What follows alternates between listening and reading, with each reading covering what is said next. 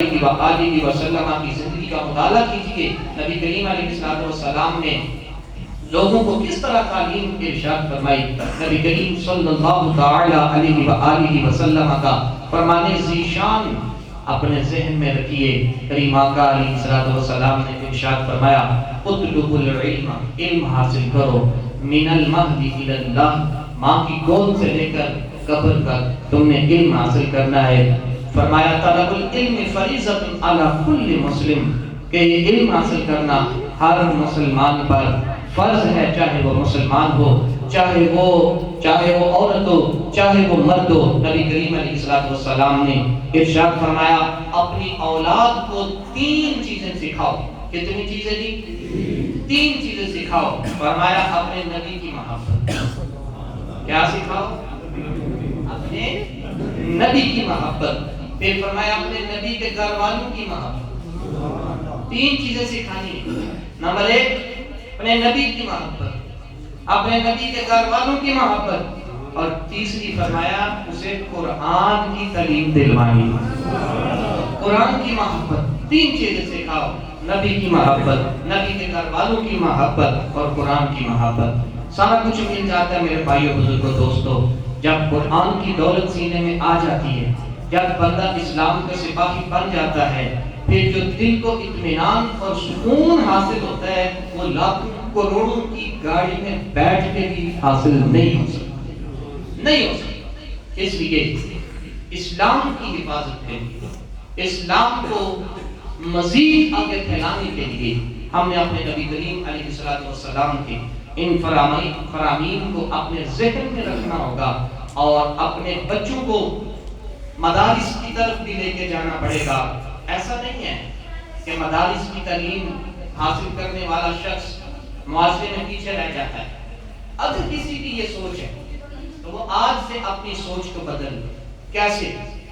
آپ کے سامنے جو شخص بول رہا ہے، آپ کے سامنے جو شخص بات کر رہا ہے، آپ کے سامنے جو شخص منبر رسول پہ بیٹھ کے آپ کو تبلیغ کر رہا ہے، قرآن سنا رہا ہے، حدیث سنا رہا ہے، یہ بھی کسی مدرسے سے پڑھا ہوا.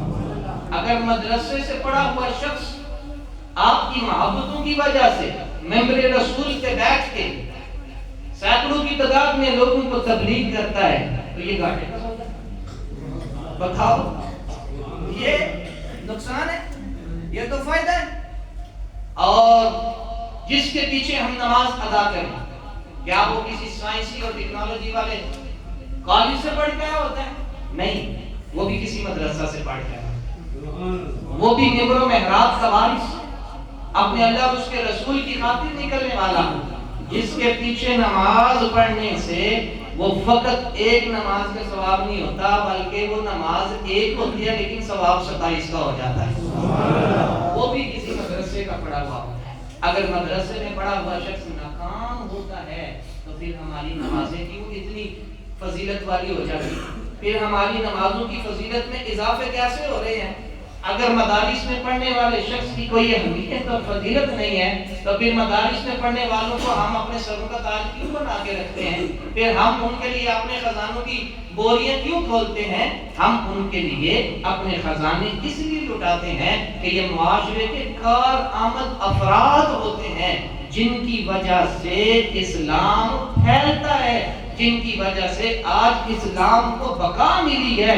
دراصل یہی وہ علماء ہیں جو اسلام کے ستون کا کام کرتے ہیں. اور اگر مدرسے سے پڑھا ہوا شخص آپ کی نمازوں کے لیے ثواب کا باعث بنتا ہے اور آپ کے ایمان کی حفاظت کا باعث بنتا ہے، آپ کے بچوں کی تعلیم کا باعث بنتا ہے، آپ کے بچوں کی آنے والی جو زندگی ہے اس میں تربیت کا باعث بن رہا ہے، تو یہ گھاٹے کا سودا نہیں، یہ تو نفع کا ہی سودا لگتا ہے.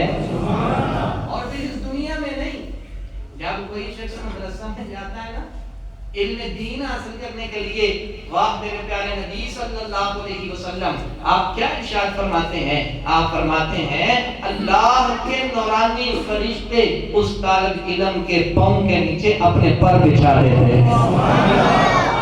وہ گھر سے جا تو مدرسے رہا، جا تو وہ تعلیم کے لیے رہا، قرآن سیکھنے کے لیے جا رہا ہے، لیکن فرمایا وہ جنت کے راستے پہ چل رہا ہے.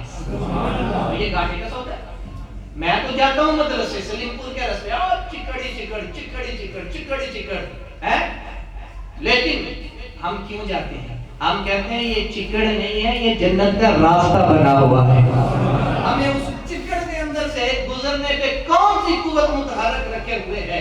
پچھلے 25 سالوں سے وہ ایک ہی چیز ہے، ہمیں یقین اور ہمارا مان ہے اور ہمارا ایمان ہے کہ ہمارے نبی نے ارشاد فرمایا ہے جو دین کی تعلیم کے لیے نکلتا ہے فرشتے اس کے پاؤں کے نیچے پر بھی بچھاتے ہیں اور وہ جنت کے راستے بھی چل رہا ہوتا ہے. ہمیں یہ چکڑ بھی منظور ہے کیونکہ ہمارے نبی نے فرمایا یہ راستہ جنت کا راستہ ہے. اس لیے تعلیم کوئی بھی ہنر کوئی بھی ہے اس کا فائدہ ہے، دنیاوی تعلیم ہو یا دینی تعلیم ہو، ہر محاذ پہ اس کا فائدہ ہے. اگر دین اور دنیا آپس میں مل جائیں اور پھر کوئی بندہ تعلیم حاصل کرے تو پھر یہ جو شخص آپ کے سامنے بیٹھا ہوا ہے یہ صرف آپ کی مسجد کا امام اور خطیب ہی نہیں ہے، آپ کے بچوں کو صرف قرآن ہی نہیں پڑھاتا بلکہ کسی ایک بہترین ادارے کا وائس پرنسپل بھی ہے. آپ یہ نہ سمجھیے آپ نے خلیفہ مولوی صاحب نے شروع کرے نا، آپ میری طبیعت سے واقف ہیں. میں ان حضرات کی ذہن سازی کر رہا ہوں جو یہ سمجھتے ہیں کہ مدارس میں پڑھنے سے انسان پیچھے رہ جاتا ہے. اور اللہ دے اور بندے ہو، جس اسکول میں آپ اپنے بچوں کو پڑھاتے ہیں آپ کی مسجد کا اماموں کا خطیب اسی اسکول کا وائس پرنسپل لگا ہوا ہے، تو مدرسے میں پڑھنے والا شخص پیچھے کیسے رہ گیا؟ انشاءاللہ وہ وقت آئے گا علماء کی بہاریں ہوں گی اور ہیں بھی الحمدللہ. تو کوشش فرمائیے اپنے بچوں کو دین کی تعلیم کی طرف بھی راغب کیجیے، قرآن کا حافظ بنائیے. اور اپنے اگر اللہ نے 2 بچے دیے ہیں، اللہ نے 1 بچہ عطا فرمایا ہے، اللہ نے 3 بچے عطا فرمائے، نیت کیجیے کہ ہم اس میں سے ایک اللہ کی راہ میں ضرور وقف کریں گے جو اللہ کا دین پڑھے گا، آئے گا اور اپنے خاندان میں روشنی کرے گا، اپنے خاندان والوں کو اسلام کی تعلیم دے گا، معاشرے کے لیے ایک بہترین فرد بنے گا. اور مدرسے کے پڑھن والے بڑے جنازے پڑھاتے ہیں، اور مدرسے کی پڑھن والے بڑے جنازے پڑھاتے ہیں. مدرسے میں پڑھنے والا شخص پیچھے کیسے رہ جاتا ہے؟ تم نماز پڑھنے آؤ، مدرسے میں پڑھنے والا شخص تم سے بھی آگے. تم جنازے پہ جاؤ، مدرسے میں پڑھنے والا شخص تم سے بھی آگے ہے، اس نے تمہیں قبر میں اتارا. دعائیں کرنے والے تو مدارس میں پڑھنے والے پیچھے نہیں رہتے، وہ الگ بات ہے. کچھ لوگوں نے ان کو پیچھے کر دیا ہے، تم جتنا مرضی کرتے رہو، اللہ نے ان کو آگے دیا ہوا ہے. اللہ تعالیٰ مجھے بھی آپ کو بھی دین اسلام کا سچا سچا پکا سپاہی بننے کی توفیق عطا فرمائے. واخر دعوانا الحمد